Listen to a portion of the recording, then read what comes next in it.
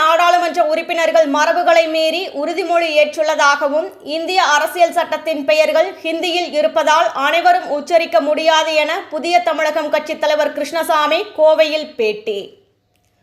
கோவை குனியமுத்தூர் அடுத்த பொதிகை இல்லத்தில் புதிய தமிழகம் கட்சியின் தலைவர் கிருஷ்ணசாமி செய்தியாளர்களை சந்தித்து பேசினார். அப்போது பேசியவர் கள்ளக்குறிச்சியின் கள்ளச்சாராயம் உயிரிழப்பு விவகாரம் தொடர்ச்சி, நீட் தேர்வு குளறுபடி, விவசாயிகள் மற்றும் வனவிலங்கு பாதுகாப்புகள் மற்றும் பல்வேறு பிரச்சனைகள் குறித்து பேசினார். அப்போது பேசியவர் கள்ளக்குறிச்சி உயிரிழப்பு விவகாரம் 63 பேர் உயிரிழந்து உள்ளனர். அதன் உண்மை கண்டறிய அரசியல் கட்சிகள் பல்வேறு ஆர்ப்பாட்டம் நடைபெற்று வருகிறது. பிரதான எதிர்க்கட்சியான அதிமுகவின் கோரிக்கை சட்டமன்றத்தில் நிராகரிக்கப்பட்டுள்ளது. அதிமுகவின் கோரிக்கை ஏற்க வேண்டும். 63 பேர் உயிரிழப்பு குறித்து விவாதிக்க வேண்டும். அதிமுக சஸ்பெண்ட் திரும்ப பெற வேண்டும். முழுமையான விவாதம் தான் சரியான பாதைக்கு கொண்டு செல்ல முடியும். முதல்வர் கவலை கொள்வது மட்டுமே போதாது, நிரந்தர தீர்வு வேண்டும். புதிய தமிழகம் கட்சி சார்பிலும் தமிழகம் முழுவதும் ஆர்ப்பாட்டம் நடத்தியுள்ளோம். தமிழகத்தில் பூரண மதுவிலக்கு ஒன்றே தீர்வாகும். வருகின்ற ஜூலை 6ஆம் தேதி மதுவிலக்கு குறித்து ஆலோசனை கூட்டம் என் தலைமையில் நடைபெறவுள்ளது. அதில் பங்கு பெறும் அமைப்புகள் குறித்து விரைவில் தெரிவிக்கின்றேன். நாடாளுமன்றத்தில் இல்லாத மரபுகளை தமிழகத்தைச் சேர்ந்த உறுப்பினர்கள் ஏற்படுத்தியுள்ளனர். உறுதிமொழி தாண்டி ஒரு சிலர் பெயர்கள் முழக்கம் எழுப்பி உள்ளனர். பாலஸ்தீனம், இந்து ராஷ்டிரம் போன்ற முழக்கம் வருவதற்கு காரணமாக அமைத்து உள்ளதாக குற்றச்சாட்டு வைத்தார். கோடிக்கணக்கான மாணவர்களின் எதிர்காலம் கேள்விக்குறியாக மாற்றும் நிலை இருக்கக்கூடாது. இப்போது உள்ள தேர்தல் அமைப்பு கலைக்கப்பட வேண்டும். சட்டத்தின் அடிப்படையில் தேர்தல் ஆணையம் இருக்க வேண்டும். நீட் தேர்வை முதலில் ஆதரித்தவன் நான்.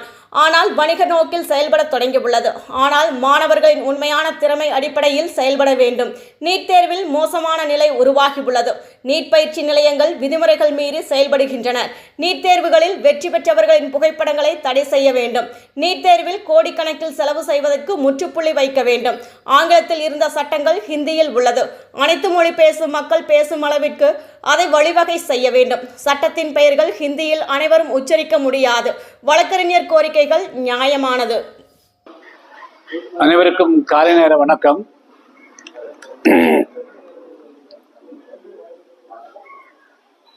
கள்ளக்குறிச்சியில் விஷசாராயம் அருந்தி உயிரிழந்த 63 பேருடைய மரணத்திற்கு உண்மை காரணமானவர்களை கண்டுபிடிக்க வலியுறுத்தி தமிழகத்தில் பெரும்பாலான அரசியல் கட்சிகள் பல்வேறு விதமான போராட்டங்களை நடத்தி வருகிறார்கள். தமிழகத்தினுடைய சட்டமன்றத்தில் பிரதான எதிர்க்கட்சியாக இருக்கக்கூடிய அதிமுக